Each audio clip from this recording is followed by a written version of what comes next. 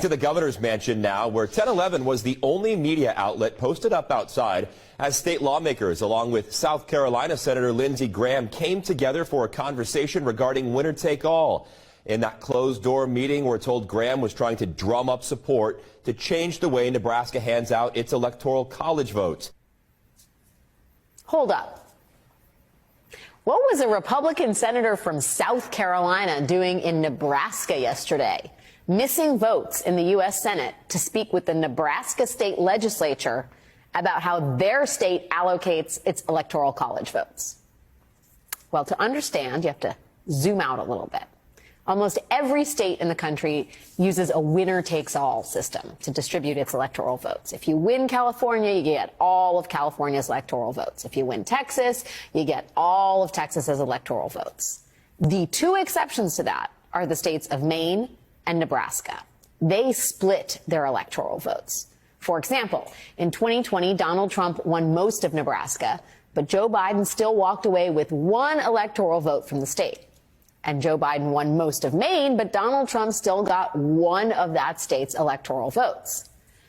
Cut to 2024, and this election is so close, it is so close that those single electoral votes could be the margin that decides the whole race.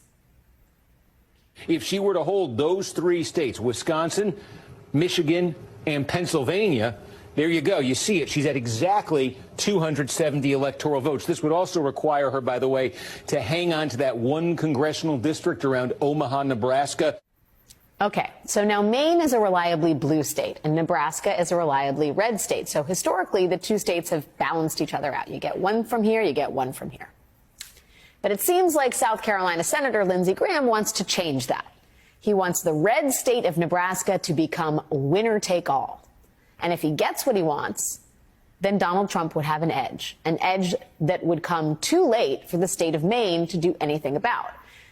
For the state of Maine, for example, to change the way it allocates its electoral votes and make that winner-take-all. Why is it too late? It is too late because yesterday was not just any random Wednesday. Yesterday was 90 days until December 17th, which is the day that all of Maine's electors cast their electoral votes. That is when Maine's electoral college votes are actually locked in. And in Maine, a bill only becomes a law 90 days after it's passed, unless the bill gets a 2/3 vote in both state chambers, and Democrats in the state just don't have the votes to do that. So they have to abide by this deadline, 90 days. So if Mainers want to make any changes to their electoral vote allocation, they have to do so by yesterday, which is 90 days till December 17th, the day they certify those electoral votes. So Lindsey Graham and his Republican friends in Nebraska are essentially trying to pull a fast one here, to change the rules of the electoral count in Nebraska in a way that will benefit Trump, and to do so just late enough that Democrats in Maine can't respond by leveling the playing field. If this is all ringing a faint and distant bell to you, it might be because of what Lindsey Graham did in the year 2020. Before Donald Trump's infamous call telling Georgia's Secretary of State Brad Raffensperger to find him 12,000 votes to flip the results of the election, before that, it was South Carolina Senator Lindsey Graham calling up the Georgia Secretary of State Brad Raffensperger, pressuring him to toss certain mail-in ballots that would give Donald Trump an edge. Now, Brad Raffensperger did not bend to either Trump or Graham's attempts, but there is a pattern here. Am I right?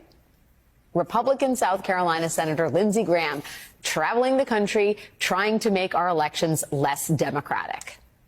Lindsey Graham knows that it is almost without question that Vice President Harris will win the popular vote in November, and he knows that despite all of the advantages the Electoral College gives Donald Trump, that this race could very well be decided by just a handful of Electoral College votes. But rather than trying to actually convince people why they should vote for Donald Trump, Lindsey Graham is trying to disenfranchise them. What was your argument, though, about the idea of having Nebraska be a winner-takes-all? I think Nebraska should not be the state that gives her the presidency.